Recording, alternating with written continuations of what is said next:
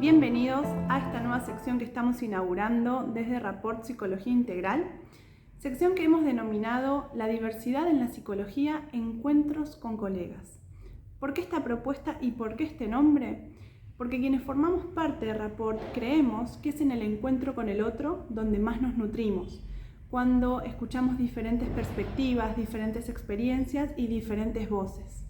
De esta manera, vamos a comenzar con este primer encuentro hablando de los trastornos obsesivos compulsivos, y para ello tenemos el agrado de contar con Martín Barrera Oro como invitado. Martín es licenciado en Psicología con diploma de honor por la Universidad de Buenos Aires. Está especializado en Psicología Cognitiva e Integrativa Individual y Grupal por la Fundación Aigle y el Ackerman Institute for the Family en Nueva York, Estados Unidos. También cuenta con una maestría en intervención multidisciplinar de los trastornos alimentarios, emocionales y de la personalidad por la Universidad de Valencia, en España. Asimismo, él se dedica intensamente a lo que es la clínica con adolescentes, con adultos y con adultos mayores, y es docente en la Universidad de Buenos Aires y miembro del equipo especializado en trastornos obsesivos compulsivos de la Fundación Aigle. Esperamos que disfruten de este encuentro y, si así es, que lo compartan, que lo difundan y que nos dejen sus comentarios. Los dejo con Martín y hasta el próximo encuentro.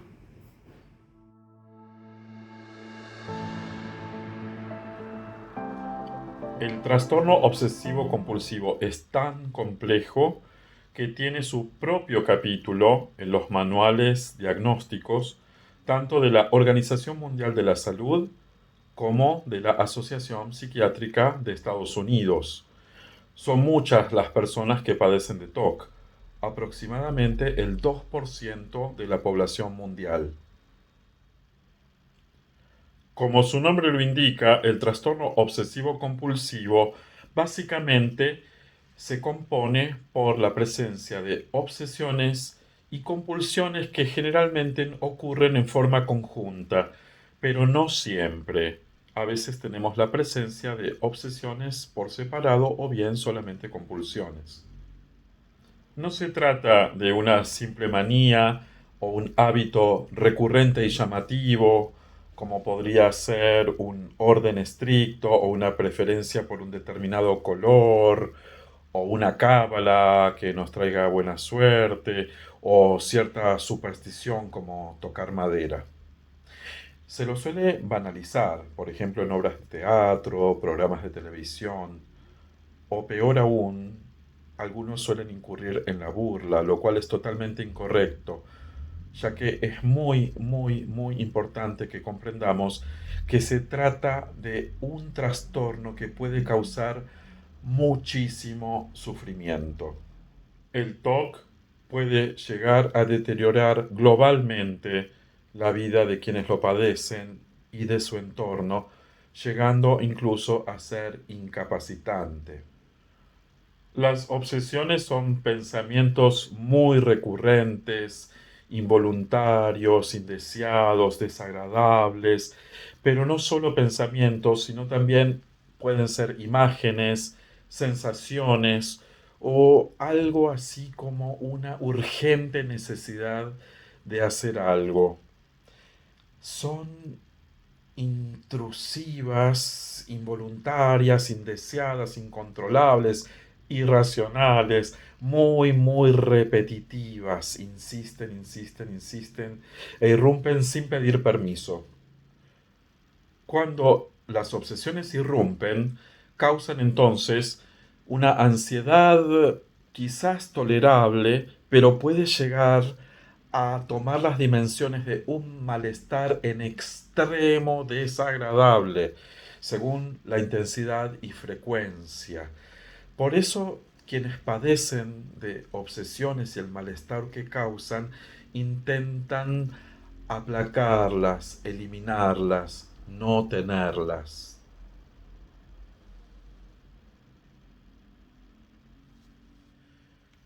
Es decir, que para aliviar el malestar que causan las obsesiones, la persona entonces recurre frecuentemente a las llamadas compulsiones, que son estos rituales también muy repetitivos, con los cuales quien padece de TOC trata de calmarse un poco al menos. Estas compulsiones pueden ser actos físicos, motores, o bien mentales. Las compulsiones, ya sean motoras o mentales, suelen ejecutarse en forma repetitiva y de un modo particular, exacto y rígido, que no debe ser alterado para que produzca este deseado efecto calmante. De este modo, quienes padecen de TOC pueden pasar incluso hasta varias horas por día atrapados en este círculo de obsesiones que asedian y torturan y compulsiones para intentar aliviarlas. Las compulsiones entonces tienen el fin de mitigar el malestar que producen las obsesiones, pero si logran calmarlas aunque sea un poco, lo hacen por muy poco tiempo, porque las obsesiones per se vuelven incesantemente, atacan una y otra vez. Es así como quien padece de TOC se ve completamente atrapado en este círculo de obsesiones que torturan, compulsiones que intentan calmarlas, pero lo único que ocurre es que de este modo autoperpetuante este circuito se consolida, se cronifica y va empeorando, deteriorando cada vez más a la persona.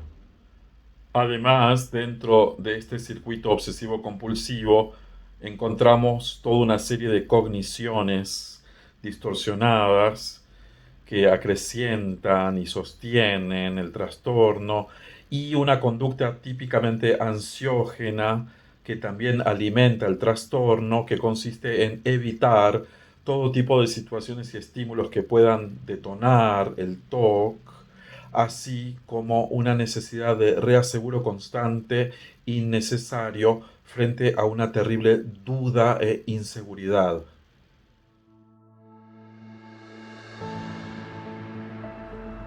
Hay diferentes maneras de clasificar los tipos y subtipos de TOC dentro de esta compilación diabólica de obsesiones y compulsiones. Tenemos toda una gama de manifestaciones que oscilan desde lo común y probablemente conocido hasta cuestiones muy, por así decirlo, bizarras que son un desafío hasta para los profesionales de la salud. Por ejemplo, tenemos la combinación de contaminación y lavado o la duda y comprobación, que podrían ser los TOC más comunes. Es decir, alguien, por ejemplo, que se siente intolerablemente sucio, por ejemplo, si tuviera que sentarse en una silla que considera contaminada. ¿Mm? Luego de lo cual, si se sentara, necesitaría lavarse una y otra vez o incluso cambiarse la ropa. ¿Mm? Eh, o incluso hasta bañarse durante largo tiempo hasta sentir que el malestar obsesivo finalmente se atenúa. Tenemos la cuestión de comprobar una y otra vez cuestiones cotidianas como si hemos cerrado bien el gas o la puerta de entrada a la casa o un determinado cajón, etcétera, etcétera. Pero hay muchísimas variantes más. Por ejemplo, la contaminación y lavado o solamente la contaminación puede ser con contacto, pero también sin contacto. Es lo que se llama contaminación mental. ¿M? Y no tiene que ver tanto con gérmenes o suciedad, sino también con contagiarse, contaminarse con cuestiones negativas, sea de una persona o de un objeto. A veces la compulsión también puede ser el lavado u otro tipo de compulsión. Hay temas religiosos, supersticiosos, sexuales, violentos, una necesidad de una simetría exageradísima, o bien obsesionarse con colores, olores, sonidos, defectos físicos, sensaciones físicas, como el parpadeo, por ejemplo. las personas con TOC pueden obsesionarse también con los desechos corporales, con líneas, con manchas, por pequeñas que sean, o pueden tener una sensación de incompletud, etcétera, etcétera. Toma diversas maneras de manifestarse. A su vez, hemos mencionado diferentes tipos de compulsiones como lavar, chequear, etcétera. Pero no solamente, las compulsiones también pueden ser variadísimas, además de ser exageradísimas, pueden ser también muy bizarras, como por ejemplo la necesidad de repetir una palabra, preguntar y repreguntar y repreguntar, rezar obsesivamente, contar, dar saltos, contrarrestar la marcha, anular un movimiento, desviarlo, etcétera, etcétera. A todo esto tenemos una coocurrencia con el trastorno por tics y una comorbilidad con tantos otros trastornos, lo cual lo complejiza aún más. Para entender aún más este trastorno, la pesadilla con la cual convive una persona con TOC, entendamos que todas las personas solemos experimentar pensamientos, imágenes, sensaciones, impulsos, tanto involuntarios como indeseados, desagradables. Son temáticas que nos asustan, universales, fenómenos que aparecen sin pedir permiso, de forma automática, que todos preferiríamos no tener que vivenciar. La mayoría de las personas podemos entonces imaginar y sentir estas cuestiones tan incómodas como de repente imaginar que nos arrojamos debajo de un tren, solamente imaginarlo, o tener una pequeña urgencia, una cuestión extraña, o que podemos arrojar a alguien, empujar a alguien, o sentir mucho asco frente a una determinada idea o cosa o persona, o avergonzarnos de algún pensamiento sexual que no concuerde con nuestros valores morales, tener dudas sobre cierta identidad de género por ahí, alguna duda pasajera, y como mínimo torturarnos tratando de recordar si apagamos o no el gas, la llave de la luz, si cerramos bien las ventanas y de repente se largó a llover, ¿no? Estas intrusiones que irrumpen sin pedir permiso suelen causarnos una cierta inquietud, a veces tomar una dimensión mayor, pero logramos regular nuestras emociones adecuadamente, sin que nos inquieten por demás. En el caso de una obsesión clínica tenemos el mismo contenido exactamente, pero nos enfrentamos con un grado de insistencia e intensidad muchísimo mayor, muchísimo mayor. Así las obsesiones junto con las prácticamente inútiles compulsiones van conformando este círculo diabólico en el cual la persona se ve atrapada y no puede escapar. Las obsesiones clínicas pueden ser tan bizarras que incluso confunden no solo al paciente, sino a psicólogos y psiquiatras, como venía mencionando. Quien padece de TOC tiene por lo general un grado de conciencia de lo irracional de la situación, pero al mismo tiempo, por lo general, una característica distintiva de este trastorno es que a pesar de que la persona comprenda que lo que piensa, siente, imagina y hace al respecto tiene muy poco sentido, es decir, si bien la persona es consciente de lo exagerado, irracional y bizarro de lo que le está ocurriendo, lamentablemente ese grado de conciencia no ayuda prácticamente a escapar de este circuito obsesivo compulsivo en el cual se ve atrapado tan frecuentemente. Es decir, que a pesar de ser consciente, las obsesiones vuelven y vuelven y vuelven, no se apagan, y el malestar que causan tampoco se detiene. Por este motivo es tan difícil no recurrir una y otra vez a las compulsiones para intentar aliviarse, evitar situaciones que puedan detonar las obsesiones y buscar un reaseguro innecesario frente a tanta incertidumbre. En algunos casos, la relación entre estas ideas intrusivas clínicas, que son las obsesiones, tiene cierta lógica con las compulsiones. Por ejemplo, como vemos en la contaminación y el lavado por contacto. Pero resulta, al menos a los ojos de quien ve este comportamiento desde afuera, resulta muy extraño y muy exagerado, ya que, por ejemplo, a pesar de esta lógica, estoy contaminado, entonces me lavo, la cantidad de lavados, por ejemplo, es exageradísima. Además, la persona puede llegar incluso, a pesar de ser consciente, a lastimarse la piel mientras continúa lavándose, lavándose, lavándose, lavándose, porque la obsesión no se calma. Entonces tenemos estas compulsiones también extrañas, exageradísimas, y a pesar de que guarden cierta relación con la obsesión, muchas veces también tampoco. Por ejemplo, en el caso de la superstición, de un TOC supersticioso, por así decirlo, puede ser que la persona recurra a dar 3 golpecitos para evitar que alguien tenga un accidente por su culpa. Lo vemos prodrómicamente en la superstición que todos podemos experimentar, como lo que hemos mencionado sobre tocar madera. Pero en el caso del TOC, toma dimensiones exageradísimas, impensadas, inimaginables. También hay casos donde la conciencia no es tan adecuada y hay un bajo grado de introspección. Todo esto puede engañarnos y hacernos pensar a los profesionales de la salud mental que estamos en el terreno más bien de la psicosis, pero no es para nada necesariamente así. Es muy importante formarse correctamente, tener experiencia, supervisar y trabajar en equipo para realizar un buen diagnóstico y tratamiento.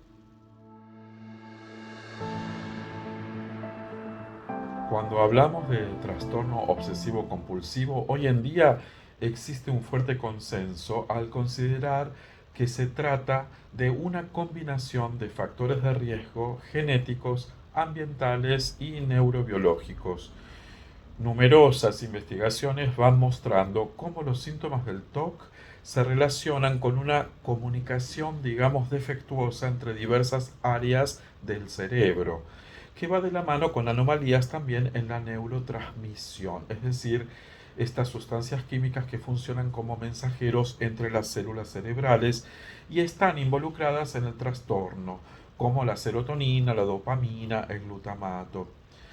Hay una transmisión genética también familiar, aún no totalmente determinada, pero ya identificada. Esto se combina con cuestiones ambientales como eventos perinatales adversos, parto prematuro, agentes infecciosos, abuso y otros eventos traumáticos, así como cuestiones temperamentales, por ejemplo.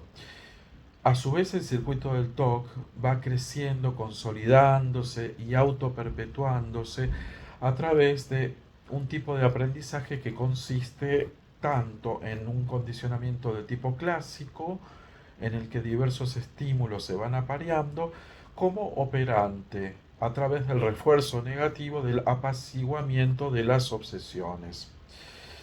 También se suman cognitivamente las valoraciones y creencias con las cuales la persona que padece de TOC reinterpreta y agrava así las obsesiones. Todo esto hace que el circuito obsesivo-compulsivo, tan insistente, repetitivo y esclavizante, no sea en absoluto fácil de apaciguar. Entendamos entonces que nadie tiene la culpa ni de causar ni de padecer un TOC. Es sobre todo una condición neurobiológica que además se va conformando psicosocialmente.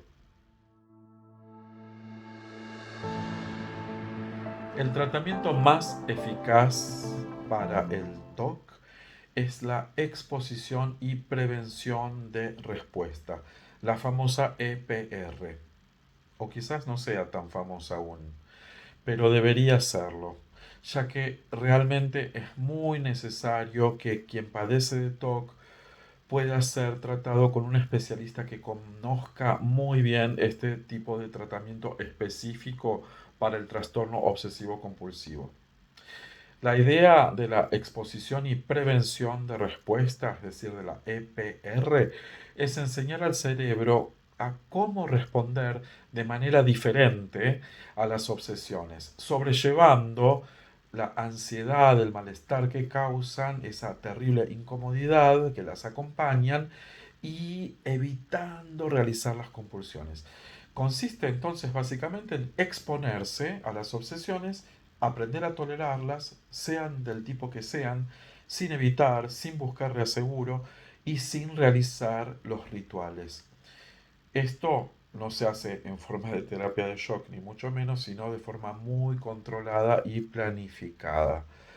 Se realiza correctamente, adecuadamente, a través de una formación, supervisión y mucha seriedad y con mucha paciencia, sin imponerlo, sugiriendo, intentándolo de forma muy creativa, con muchísima comprensión, compasión y poniéndonos realmente como terapeutas en la piel de quien padece de TOC. De esta manera puede llevar a un muy buen resultado que se explica por varios fenómenos como el de la habituación al malestar, así como en el cambio de expectativas en cuanto a lo terrible e imposible que parecería enfrentarse al TOC en vez de sucumbir a su mandato. Se desafían de esta manera estas expectativas, el paciente se expone, va logrando una mejoría y así va ganando confianza para continuar desafiando al TOC.